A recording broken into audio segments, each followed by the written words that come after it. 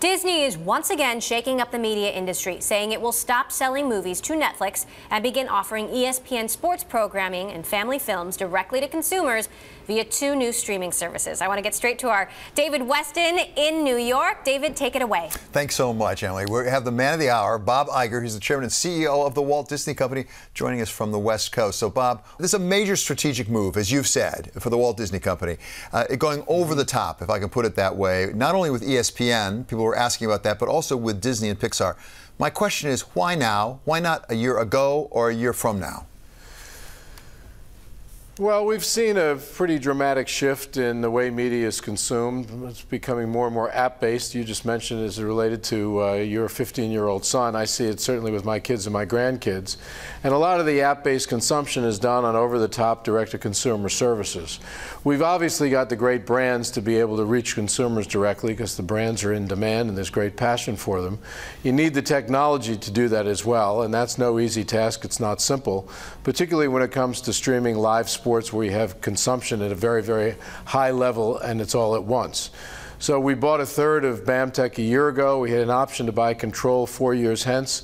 We've accelerated our purchase of control so that we could move into the space at a faster pace, at a faster rate than we had initially anticipated because of the opportunity that we see in the marketplace. It's that simple. It's a combination of brands, technology, and consumer trends. So talk about the consumer for a moment, because I know the Walt Disney Company and you personally really focus on the consumer experience. At least initially, who is the target audience? Who do you think will use most often either this ESPN over the top or the Disney/Pixar? Well, you're looking obviously on the sports side at the sports fan and as the ESPN fan as well. Sports is still among the most popular programming that's out there. In fact, if you look at the 100 top rated TV shows in the United States last year, 94 were live sports. ESPN obviously provides a lot of live sports on its linear channels.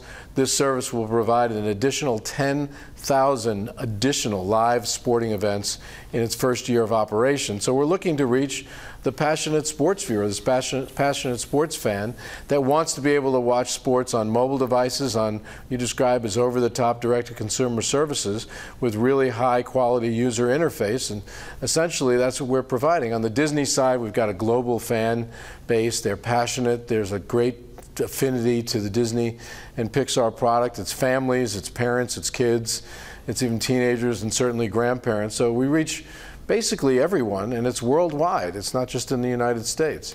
There's a great thirst for a Disney-branded product today, and we're going to serve that fan well. As you say, particularly live sports programming has really been a mainstay of television for some time, going all the way back to broadcast television, and certainly everyone knows with respect to cable. Because of that, the cable distributors have been really reliant upon ESPN first and foremost. What do you expect the reaction to be from the cable distributors?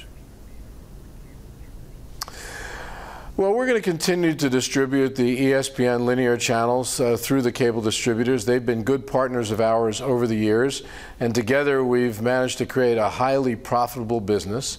The distributors and the programmers alike have been experiencing the disruption that the whole market really is seeing and multiple businesses are seeing from advances in technology and changes of consumer behavior because of that, and we feel we have to react accordingly.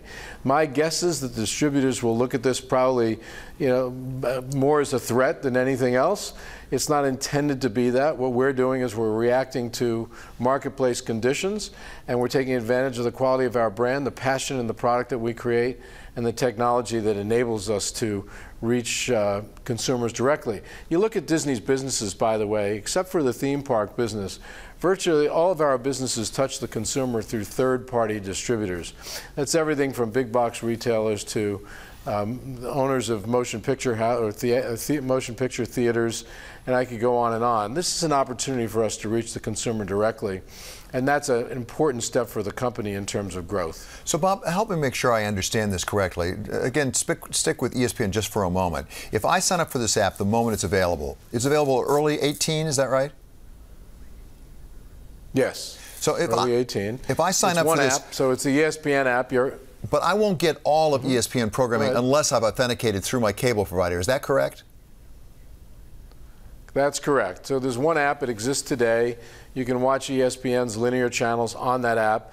This will give you the ability to buy access to another 10,000 live events through that same app experience with a subscription, what should be a very, very user-friendly method as far as we can tell. And eventually, I guess you could maybe predict that you'll be able to watch the linear channels in a similar fashion, meaning subscribe to them directly, but we don't have plans to do that right now. We'll watch the marketplace and see how it evolves. Is this the beginning of the end for the bundle, do you think? I think that's a little bit, maybe a little bit too strong. I don't think it's the beginning of the end at all. We've seen erosion of the bundle as new entrants in the marketplace offer consumers options. But no, I think it's still, first of all, it's still highly profitable. Secondly, I think it's still a very good consumer proposition. There have been incursions on the bundle, whether it's from new over-the-top providers, YouTube, Hulu being you know, a couple of them. In fact, we're an owner of Hulu, so we know about that. There's more competition to reach consumers with multi-channel services. I don't think this is necessarily the beginning of the end, but I think it represents a continued shift in consumer behavior and the opportunity that technology provides us. So as you look at this landscape, which you know so well, what is this most like? Is this most like Netflix? You just mentioned Hulu. What is it most similar to? Well, I think you have to look at Disney and ESPN differently. The goal on the ESPN front is to create the ultimate, called digital marketplace for live sports, a destination that sports fans can go to access a large array, probably the largest array of live sports available. Whether you call it a bazaar or you want to call it a marketplace, that's what that is. If Netflix is that to scripted programming and to documentaries and the like, I guess you could compare ESPN to that, and that if this is maybe the Netflix of sports would be one way to look at it. Disney is very, very different because it's a pure brand play.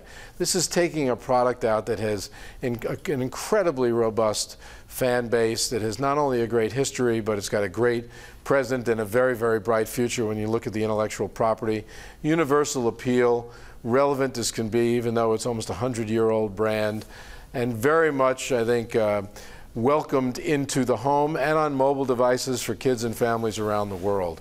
So it's a very, very specific brand play, and I think a great way for Disney to reach consumers directly, which we haven't been able to do in the past because the technology didn't exist to allow that to happen. When a CEO like you makes a major strategic decision like this, they inevitably have to ask themselves, do I build it or do I buy it? Did you go through that process? Did you consider buying something, for example, like a Netflix? Why did you decide to build it rather than buy it? Well, in a way, this is a buy as well. We're buying a technology platform that's enabling us to create these businesses and go into this space much faster than we would have had we built it. I'm not going to comment on whether we looked at Netflix or what other acquisition opportunities that we've looked at or have had. We obviously have the financial wherewithal to do a number of things, but this seemed to be the best step for not only the Walt Disney Company, but for our shareholders in terms of creating a growth strategy, really growing the company long-term, taking a long-term view, which is really important, but also addressing some of the near-term issues that we're seeing, which is all about the disruption created by digital technology. In the sports app, the ESPN app, you have some major sports in there. You've got the NHL, you've got the MLB, the Major League Baseball, you've got college sports. I don't see NFL at this point. I don't see NBA. Are there plans to add those, and under what terms could you get them in? Well, we intend to license sports specifically for this app beyond the sports that have already been licensed either by BAMTech, because they've been in the business of licensing, or by ESPN. This creates an opportunity for us to monetize in more effective ways through subscription revenue as well as through advertising revenue, and in all the ways that a direct-to-consumer relationship can generate revenue. And so I think you can expect that this product will be in the marketplace to license more aggressively from basically multiple sports organizations, possibly even including the NFL and the NBA, where we have great relationships. I noticed in your release you said, and I'll quote here, that you plan to make significant investment in an annual slate of original movies, TV shows, short-form content for your Disney app. Are we talking about the sorts of investments we've seen from the likes of HBO, for example, or we've seen from Amazon, we've seen from Netflix? Well, I think you got to be careful there, because Netflix, I can't comment on what Amazon's been investing, but it's pretty widely known that Netflix has been investing billions of dollars in original content. They've done so very effectively. I think what you mentioned, when you mentioned HBO, maybe this is a little bit more akin to that. We're going to basically produce, we're already developing original movies and original television series specifically for this Disney branded service. And it will be incremental investment to the investments we've been making in television and motion pictures in the past. So Bob, finally, let me ask you the big question. I think you started how old were you, 21 when you came to ABC? You've spent your entire career, quite an amazing career at ABC. 43. It's 43 years ago. I wasn't going to do that to you. I wasn't going to count how many years it was. I was just going to say it was a lot. But looking at it now, with the sort of move you just made over the top, would you recommend to a 21-year-old son, because you have a son not far away from that, I think, would you recommend that he go into this business, go into this company the way you came into ABC and spend a career here? Well, absolutely. You know, we're one of the more attractive companies for people to work for, particularly college graduates. You know, those brands and that intellectual property and the reach that we have among consumers and the high esteem that people have for the Walt Disney Company and its various sub-brands, I think provides an unbelievably attractive and career for young people.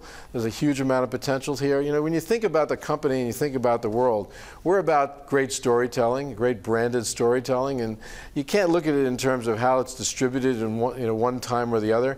You have to look at basically the quality of the brands and the passion that people have for it and the opportunities that creates people who are managing to touch those brands from a career perspective. It's been great for me, and I would recommend, you know, my sons won't be able to work here until after I leave, but they'll maybe have that opportunity. I certainly would love that to happen. I don't think I'm going to see that, but. Okay. All right, Bob, thank you so much. That's Disney Chairman and CEO Bob Iger joining us.